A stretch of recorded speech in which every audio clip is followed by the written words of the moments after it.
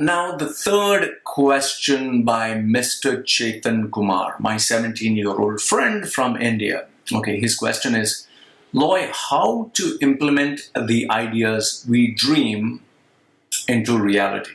Okay. All right. This one's pretty simple. Okay, I'll give you an example so that it makes sense. So your question is, how do you implement an idea? So I have an idea. How do I implement it into reality? Okay, let's put it this way. I was, I think, 4 years ago. 5 or 6 years ago, I had stopped bodybuilding. I'd stopped bodybuilding for some time. I was really fat because both my knees were damaged, my lower back was damaged, and I was just doing heavy weights just for size. I was even taking injection steroids. But I knew I was not healthy. Why? Because I would eat a lot, I would exercise a lot, but I didn't have stamina to run or walk. I couldn't even walk a flight of stairs. So one fine day I decided, I really want to be slim. I really want to lose this weight. So after looking at a video, I saw people, marathon running and running, jogging and all that. I said, okay, let me start running and jogging.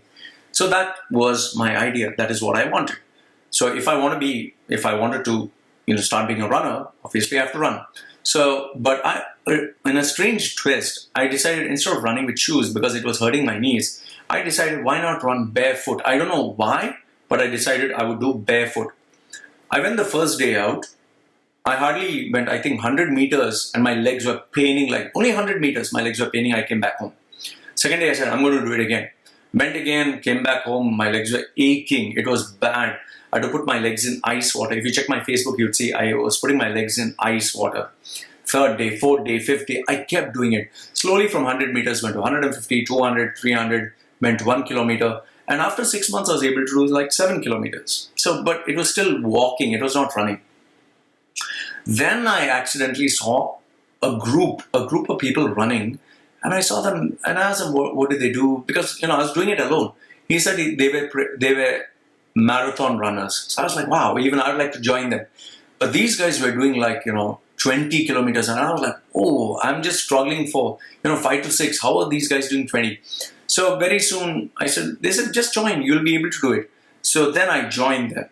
And that is where after, I think 1 year, I was able to do 21 kilometers. Okay. So it went from 7 to 15 and finally to 21. But when I was doing the 21, I was the last guy to finish. From there, I started to put more effort, read more techniques, go to different people. And then I started to become competitive because I'm naturally competitive. And then I met someone, group of guys, we all trying to compete with each other. Then it became personal. He started making fun of me and he kept getting better. I was not getting better. For 2 years, I tried to beat him, but I could not beat him. He was 50-year-old. His name is Chetan Kumar. Good friend, not good friend, but he used to always make fun of me. He was a yoga teacher, but he was improving. Imagine we were both running at the same pace. And after 2 years, he was running twice as fast as me and I was not improving at all, even though I was working harder than him. Finally, I went to a professional coach because I took it so personally that he was insulting me. He was making fun of me. I actually spent, I think, literally $1,000 every month just to get his professional advice and training. Then it increased to $2,000 a month.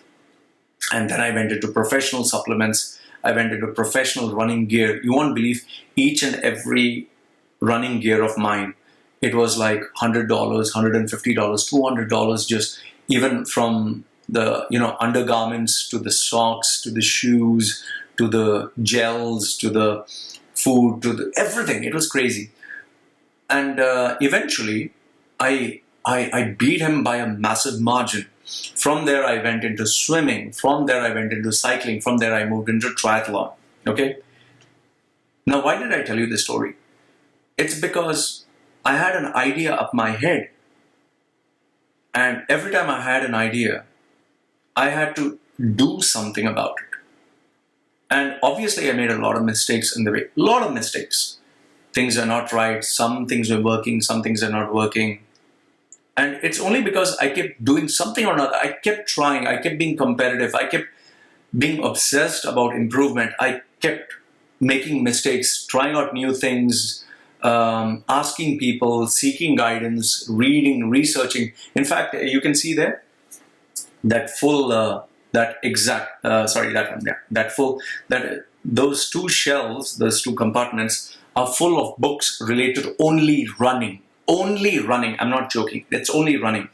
So I wish you could see it. It's a little far. It's like the all the authors, all the global. I'll send you a photograph if you need.